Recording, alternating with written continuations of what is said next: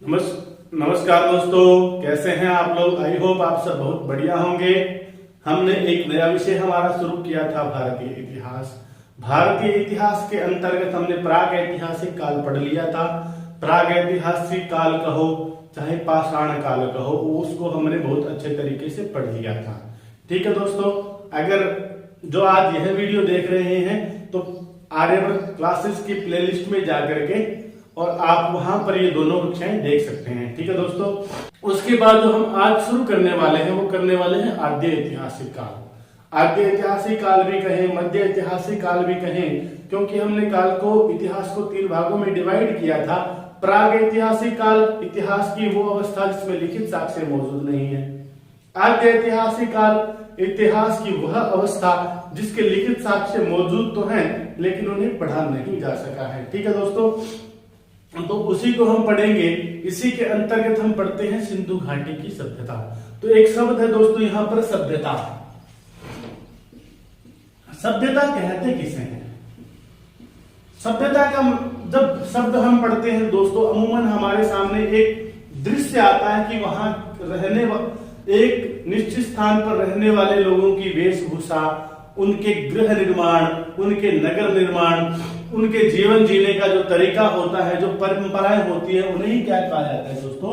सभ्यता कहा जाता है। ठीक है, तो आज हम जो सभ्यता शुरू करने वाले हैं वो सिंधु घाटी की सभ्यता करने वाले हैं। ठीक है दोस्तों, तो अगर हम देखें तो विश्व की 4 प्राचीन सभ्यताएं मानी जाती हैं। कौन कौन सी?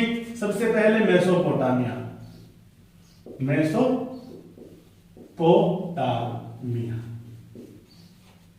ठीक है मित्रों, मेसोपोटामिया के बाद में होती है दोस्तों, आती है मिस्र की सभ्यता, पिरामिड वगैरह। ठीक है, फिर भारत की जो हमारी है तीसरे नंबर की सभ्यता, सिंधु सभ्यता, और उसके बाद में आती है चीन की सभ्यता। मेसोपोटामिया की सभ्यता, मिस्र की सभ्यता, सिंधु सभ्यता, चीन की सभ्यताएं, यह विश्व की 4 प्राचीनतम सभ्यताएं मानी जाती हैं। और इनमें जो सबसे प्राचीन जो सभ्यता है वह मानी जाती है मेसोपोटामिया की, उसके बाद है मिस्र की, तीसरे नंबर पर सिंधु की और चौथे नंबर पर चीन की। अगर आज की वर्तमान स्थिति अगर हम देखें तो कुछ अवशेष मिले हैं अपने हरियाणा में, कुनाल में मिला है और भिड़ाना के अंदर भी कुछ अवशेष मिले हैं। अगर वो सही साबित होते हैं कार्बन C40 के द्वारा, अगर उनका सही कालक्रम पता चले तो अनुमान लगाया जा रहा है कि वो 7 या 8 हजार वर्ष पुराने हैं। अगर यह तथ्य सही होता है तो दोस्तों हमारी जो सभ्यता रहेगी सिंधु घाटी की सभ्यता, वो सबसे पहले नंबर पर आ जाएगी, अर्थात सबसे प्राचीनतम सभ्यता हमारी मानी जाएगी। तो आज के दौर में अगर परिप्रेक्ष्य में बात करें तो मेसोपोटामिया की सभ्यता, जो जीवन जीने का तरीका है, यहाँ रहने वाले लोगों का तरीका बिल्कुल बदल चुका है।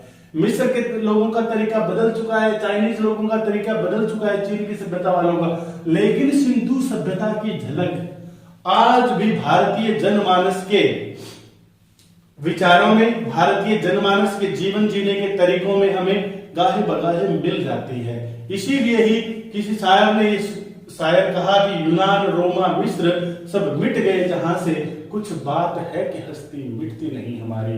आज भी हमारी जो प्राचीनतम जो सभ्यता थी उसके अवशेष हमारे जीवन में, हमारे सामने यदा कदा आ जाते हैं। ठीक है दोस्तों, अब अगर हम देखें तो एक बार फिर ध्यान से देखिए कि जो सभ्यताएं हैं वो कहां उत्पन्न हुई, कहां पैदा हुई।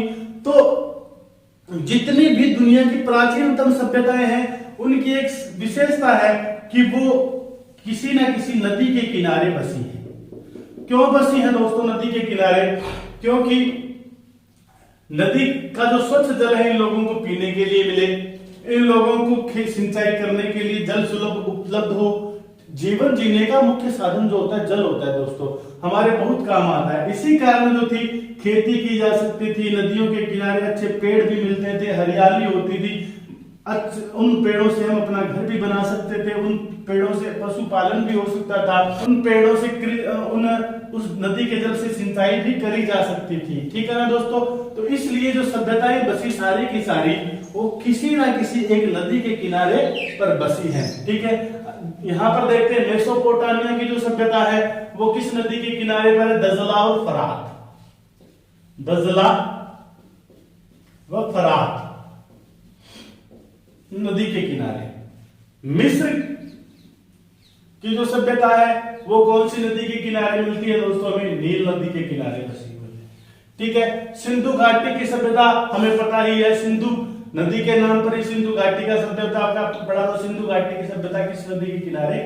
सिंधु नदी के किनारे पर बसी हुई है। और चीन की जो सभ्यता है दोस्तों वह है हुआंग हो नदी के किनारे। हुआंग हो नदी के किनारे बसी हुई सभ्यता है। हमें याद रहना चाहिए दोस्तों, प्रश्न आ सकता है कि मेसोपोटामिया की सभ्यता किस नदी के किनारे पर है, तो हम बताएंगे दजला और फरात। मिस्र की नील नदी के किनारे पर, सिंधु की सिंधु और चीन की वांग हो। ठीक है ना, क्लियर है दोस्तों? नहीं भूलोगे। मेसोपोटामिया कौन सी? दजला फरात। मिस्र नील नदी, सिंधु सिंधु नदी, चीन की हवांग हो नदी। क्लियर? अब दोस्तों हम दोस्तों देखते हैं सिंधु घाटी सभ्यता के बारे में। सिंधु घाटी सभ्यता हमारे एग्जाम का एक महत्वपूर्ण टॉपिक होता है मित्रों। यहां पर से कोई ना कोई एक प्रश्न हमारे पेपर में आ जाता है। ठीक है, कोई भी पेपर हो, भारत की किसी भी सर्विस में कोई भी पेपर होता हो, 1 या 2 नंबर हमें यह टॉपिक दे करके जाता है। ठीक है दोस्तों, तो सबसे पहले हम जाने सिंधु घाटी सभ्यता का नाम सिंधु घाटी सभ्यता क्यों पड़ा। तो दोस्तों देखिए, यह एक प्रमुख नदी है सिंधु नदी, और इस सभ्यता के जितने भी अवशेष खोजे गए हैं, ज्यादातर जो अवशेष हैं सिंधु नदी के आसपास खोजे गए हैं। ठीक है ना, सिंधु नदी के आसपास अत्यधिक ज्यादातर अवशेष खोजे गए होने के कारण इस सभ्यता का नाम पड़ा दोस्तों सिंधु घाटी सभ्यता। और इसी सभ्यता को हम कहते हैं हड़प्पा सभ्यता के नाम से भी इसको जानते हैं। इसको हड़प्पा सभ्यता क्यों कहा जाता है? क्योंकि मित्रों इस सभ्यता के सर्वप्रथम जो अवशेष मिले हमें हड़प्पा शहर में मिले, हड़प्पा नामक एक स्थान पर मिले, इसलिए इस सभ्यता का नाम हमने हड़प्पा सभ्यता भी कर दिया। आजकल अगर हम देखें कि जो लोग किसी बड़े शहर के आसपास रहते हैं, अगर दूर का कोई व्यक्ति उनसे उनका पता बताए कहाँ के रहने वाले हो, तो वह उस शहर का नाम बताएगा। जैसे कि दिल्ली के आसपास के लोग अपने आप को दिल्ली का बताएंगे, हिसार के आसपास के लोग अपने आप को हिसार का निवासी ही बताएंगे कि नहीं बताएंगे? क्लियर है ना दोस्तों? तो यही बात यहाँ पर भी लागू होती है। ठीक है दोस्तों, तो सबसे पहले हमें पता होना चाहिए सभ्यता का समय क्या था। सभ्यता का समय, तो दोस्तों एक बार सीटेट में ये प्रश्न आ चुका है, 1 नंबर दे करके जा चुका है कि इस सभ्यता का समय क्या था। तो सर्वमा के सिद्धांत के अनुसार सिंधु घाटी का जो सभ्यता का जो समय रहा 2400 ईस्वी पूर्व से लेकर के 2400 ईस्वी पूर्व से लेकर के 1700 ईस्वी पूर्व तक का माना जाता है। प्रश्न 1 नंबर पक्का लेके जाएगा मित्रों आ गया। तो आपको याद रखना है कि सभ्यता का जो समय है 2400 से लेकर के 1700 ईस्वी पूर्व तक का समय। और इसके बाद में एक प्रश्न आता है दोस्तों कि ज्ञात कैसे किया गया? क्या वहां पर कोई किसी मोहर पर सन लिखा हुआ था क्या? नहीं। किसी राजा का कालक्रम हमें पता है क्या? नहीं। तो कैसे पता चला? तो दोस्तों एक C14 एक वैज्ञानिक पद्धति होती है जिसके द्वारा पुरातन अवशेषों की उम्र का पता लगाया जाता है। ठीक है ना, तो इसी C14 नवीन पद्धति के द्वारा ही हमें पता चला कि इसका जो समय है वह 2400 से लेकर के 1700 ईस्वी तक का था। क्लियर दोस्तों, कोई समस्या नहीं है यहां तक के? ठीक है दोस्तों, आगे देखते हैं इसका विस्तार जानते हैं। तो ये देखिए भारत का नक्शा है। तो इससे पहले आपको बता दूं विस्तार से, यह जो सिंधु घाटी की जो सभ्यता है वो 3 देशों के अंदर फैली हुई है। 3 देश कौन कौन से? भारत, ठीक है दोस्तों, उसके बाद में भारत है, ये नक्शा किसका है? पाकिस्तान का। नापाक माने पाकिस्तान का नक्शा है। तो दूसरा स्थान किसका है? पाकिस्तान व अफगानिस्तान।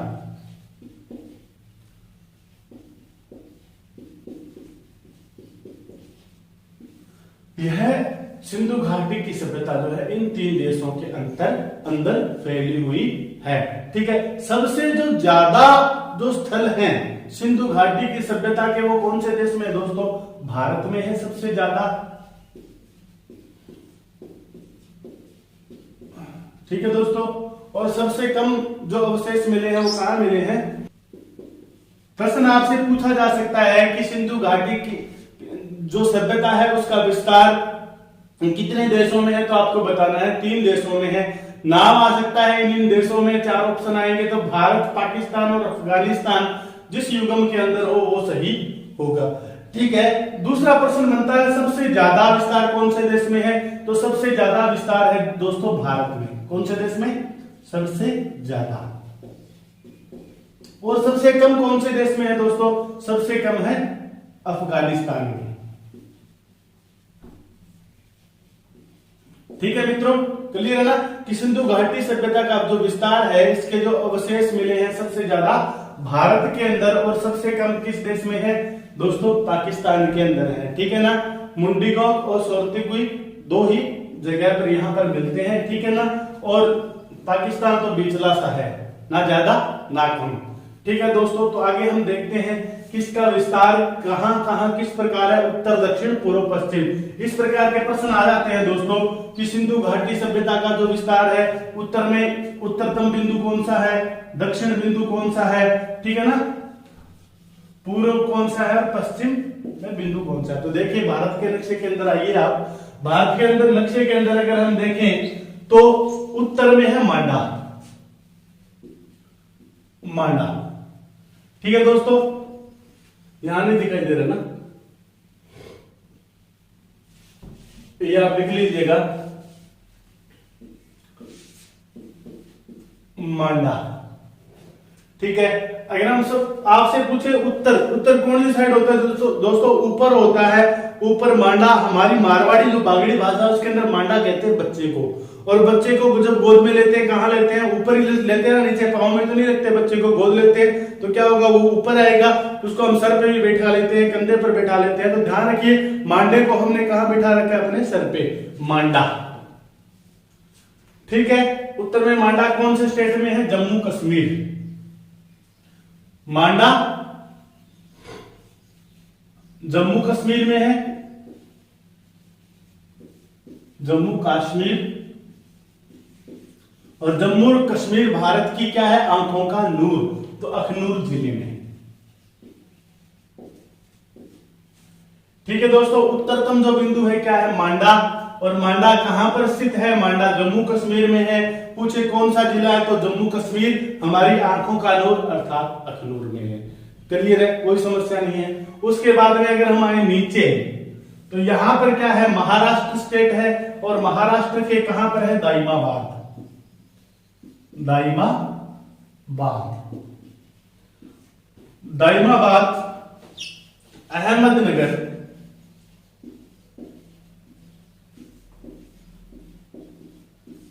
महाराष्ट्र राष्ट्र। क्लियर है, कोई समस्या नहीं है। उत्तर में मांडा, स्टेट जम्मू कश्मीर, ठीक है, जिला अखनूर। और नदी पूछे कौन सी है कि मांडा जो है कौन सी नदी के किनारे है, तो आपको बताना है चिनाब, चिनाब नदी। ठीक है दोस्तों, दाइमाबाद कौन सी नदी के किनारे पर है? तो यहां एक नदी बहती है प्रवरा, प्रवरा। और किसकी सहायक नदी है यह सहायक नदी है गोदावरी की। प्रश्न आपसे यूं पूछा जा सकता है दोस्तों कि मांडा किस नदी के तट पर स्थित है? तो आपको बताना है चिनाब नदी के तट पर स्थित है। आपसे प्रश्न पूछ सकता है कि दाइमाबाद सिंधु घाटी सभ्यता का जो स्थल है वो कौन सी नदी के तट पर स्थित है? अब 2 बातें हैं, ठीक है ना। अगर प्रवरा आता है तो आपको केवल और केवल प्रवरा पे ही निशान लगाना है, ठीक है ना। अगर गोदावरी आए ऑप्शन के अंदर तो आपको कहां लगाना है? गोदावरी पे ही निशान लगाना है। इतना जरूर रहेगा कि अगर प्रवरा ऑप्शन में आएगा तो गोदावरी नहीं आएगा, अगर गोदावरी आई तो प्रवरा नहीं आएगा। क्लियर है दोस्तों, कोई समस्या नहीं है, ठीक है। उसके बाद में देखो उत्तर या दक्षिण, ठीक है। अब हम बात करते हैं पूर्व की। जो पूर्व में स्थित है वो कौन सी स्थान है? पूर्व में है दोस्तों आलमगीरपुर। कौन सा है? आलमगीरपुर। आलमगीरपुर कहां है? यूपी में। और जिला कौन सा है? मेरठ। नदी कौन सी है? हिंडन, ठीक है। आलमगीरपुर, यूपी, मेरठ, हिंडन, ठीक है। और उसके बाद में अगर देखें पश्चिम के अंदर यहां पर आता है दोस्तों, पश्चिमतम इसका जो बिंदु है वो यहां पर आता है। और उस बिंदु का नाम क्या? उस स्थान का नाम सूत का गैंडोर। सूत का गैंडोर, बलूचिस्तान,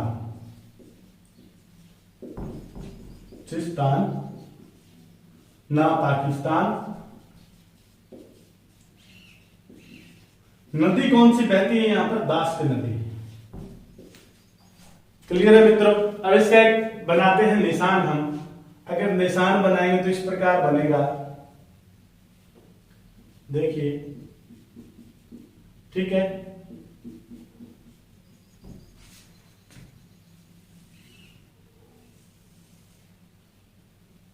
किस प्रकार की आकृति है दोस्तों? ये त्रिभुजाकार।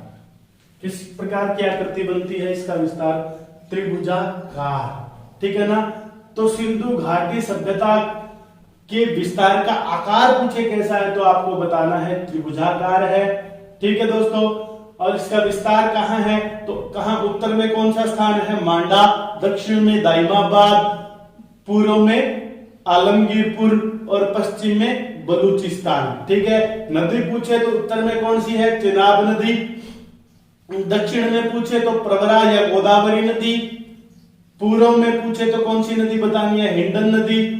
और पश्चिमतम बिंदु की नदी पूछे तो कौन सी बताएंगे? दास्त नदी। अब देखते हैं इसका विस्तार कहां से कहां तक है। तो देखिए दोस्तों, उत्तर से दक्षिण में जो विस्तार है इसका, उत्तर से जो दक्षिण में जो विस्तार है वह है 1400 किलोमीटर। 1400 किलोमीटर। क्लियर है दोस्तों? प्रश्न यूं आएगा, आ सकता है आपके पास, उत्तर से दक्षिणतम बिंदु में विस्तार है, ठीक है ना। उत्तर से दक्षिणतम विस्तार है। यहां पर अगला 1400 किलोमीटर भी देगा और 1400 वर्ग किलोमीटर भी देगा, लेकिन हमें जो बताना है वो क्या बताना है दोस्तों? 1400 किलोमीटर, ठीक है। क्योंकि हम एक सीधी रेखा को बता रहे हैं कि यहां से यहां तक पूरे का पूरा विस्तार हम नहीं ले रहे हैं, ठीक है ना। उत्तर से दक्षिण तक है विस्तार, इसका कितना है? 1400 किलोमीटर। और पूर्व से अगर पश्चिम में पूछे तो ये थोड़ा ज्यादा होता है, ये थोड़ा ज्यादा है। ये कितना है? 200 किलोमीटर ज्यादा है, ये 1600 किलोमीटर, ठीक है दोस्तों। उत्तर से दक्षिण पूछे तो कितना है? 1400 किलोमीटर। और पूर्व से पश्चिम में पूछे तो कितना बताएंगे हम? 1600 किलोमीटर। अब हमें पूछेगा अगला प्रश्न कि टोटल विस्तार कितना है? कुल विस्तार सिंधु घाटी सभ्यता का कितना है? 12,99,600 वर्ग किलोमीटर। 600 वर्ग किलोमीटर, ठीक है दोस्तों। कोई समस्या नहीं, कोई समस्या होगी भी नहीं दोस्तों, ठीक है। ध्यान से पढ़ेंगे तो यहां तक क्लियर है ना दोस्तों कि विस्तार कहां तक है, कैसे है, क्या है। आगे चलें। अगर नहीं समझ में आ रहा तो कमेंट बॉक्स में आप अवश्य कमेंट कीजिए और हमें बताइए, ठीक है दोस्तों। ये मिटा देता हूं मैं, ठीक है ना, क्योंकि थोड़ा अब हम तो दोस्तों अब हम बात करते हैं सिंधु घाटी सभ्यता की लिपि कैसी थी। तो दोस्तों जो इसकी जो लिपि थी वह जो लिपि थी सर्पिलाकार, यूं दाएं से बाएं, दाएं से बाएं।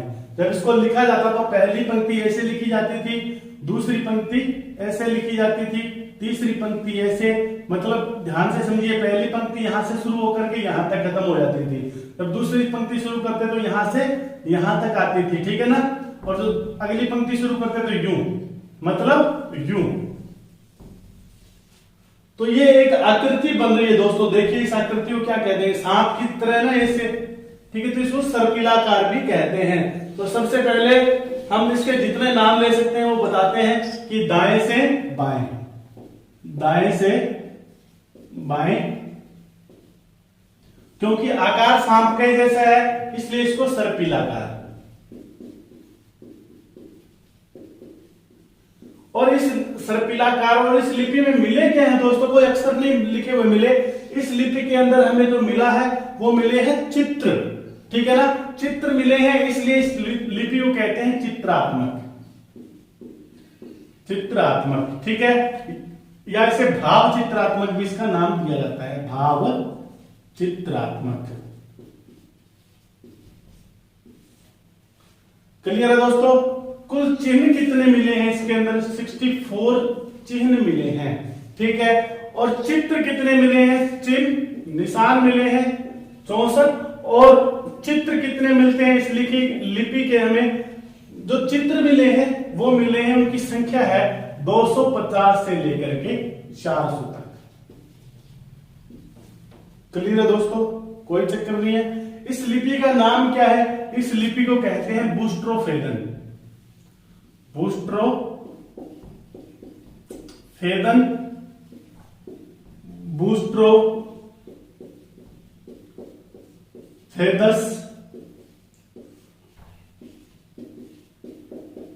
बूस्ट्रोफेदम,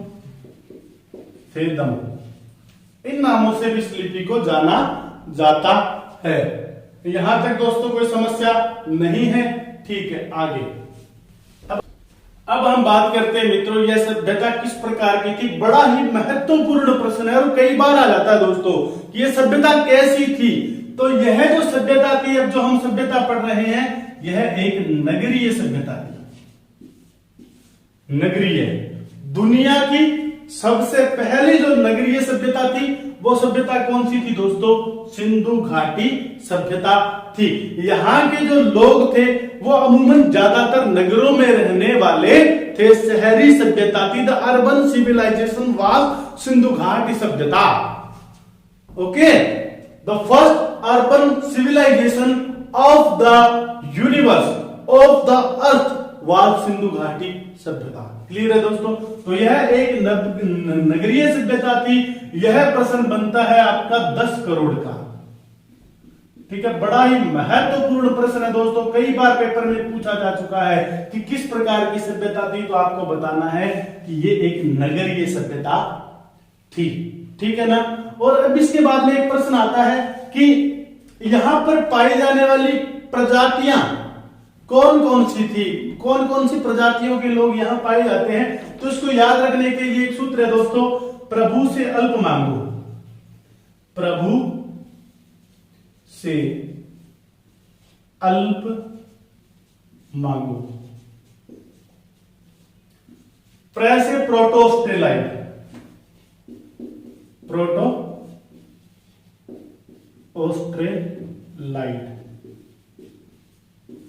ठीक है।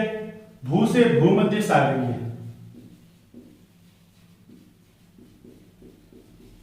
या द्रविड़, जो दक्षिण भारत में रहते हैं, ठीक है ना।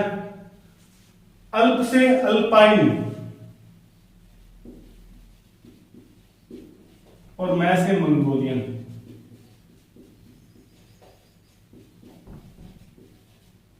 तो यहां पर जो पाए जाने वाले लोगों की जो प्रजातियां थी वो एक तो प्रोटोस्टेलाइट थी, दूसरी भूमध्य सागरीय, यह सबसे ज्यादा माने जाने वाला मत है, ठीक है ना। अल्पाइन और मंगोलियन।